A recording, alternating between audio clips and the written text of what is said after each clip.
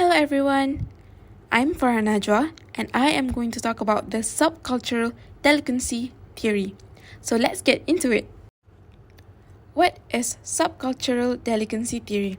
It is a sociological theory that sees delinquency as a form of social protest against social stratification. This theory holds the organized groups of lower class boys who create their own masculinity-based values and reclaim some level of status from the middle class constitute delinquent subcultures. According to the theory, joining young people with subcultures that prioritize immoral values and concepts leads to crime. The subculture theory, which was influential at the time and is still relevant today, and it gained more popularity. Although different authors have developed this theory, but Cohen's fundamental theses are shared by all of these concepts. Despite the theory's many critics, it is still a useful resource for comprehending crime and its delinquency. One of the most well-known theories associated with subcultural delinquency theory is the sociologist Albert K. Cohen. Cohen's fundamental premise is that the majority of young offenders are associated with delinquent subcultures.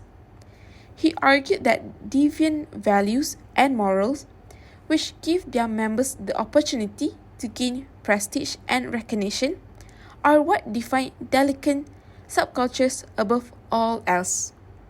Because of the subculture's distinctive value and norms, the behavior that is displayed within it differs fundamentally from that outside of it. The theory of subcultural delinquency has changed over time as scholars have offered various interpretations and critiques of it. The theory was developed in the 1950s and 1960s to explain the high rates of crime and delinquency among working-class youth in the urban areas. But it has come under fire for being too restrictive and lacking in empirical evidence. According to Brownfield in the year of 2014, subcultural theory has been studied by some academics in relation to criminal gangs, while others have applied it to immigrant youth.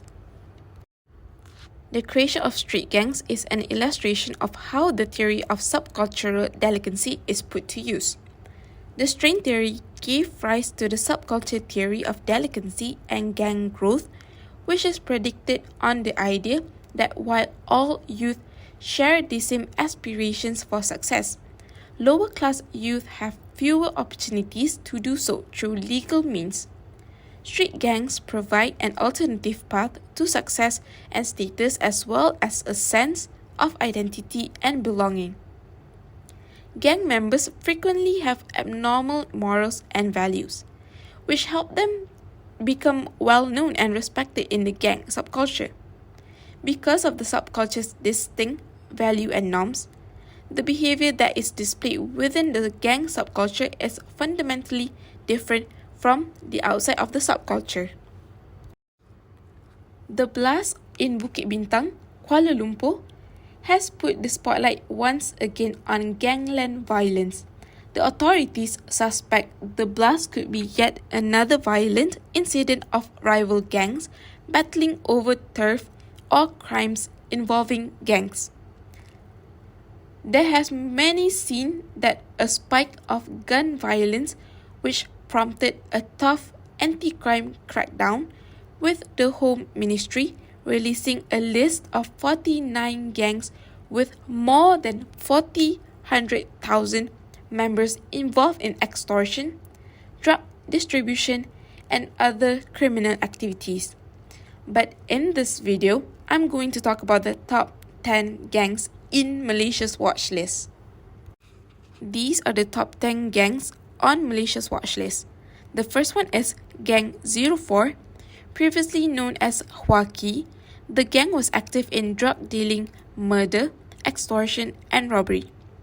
Gang 08 was founded in 1970s. The gang is active in Kuala Lumpur, Selangor, Penang, Perak, Johor, Negeri Sembilan, and Malacca. Their activities include drug dealing, collecting protection money, and robbery. Double Seven was formed 8 years ago. Majority of the gang members are Malays with businesses in F&B and entertainment sector, and the group is active in Peninsular Malaysia. The gang Tiga Line, which is the group members identify themselves with the color green, yellow, and red, and it is inspired by Rastafari movement in Jamaica. They are active in Kuala Lumpur, Selangor, Kedah, and Perak. Gang 24, which is a Chinese gang which is active in Selangor, Kuala Lumpur, Penang, Perak, and Johor. Gang 18. This gang is originated from traditional Chinese organized crime organizations. It is active in Selangor and Kuala Lumpur, Perak, and Johor.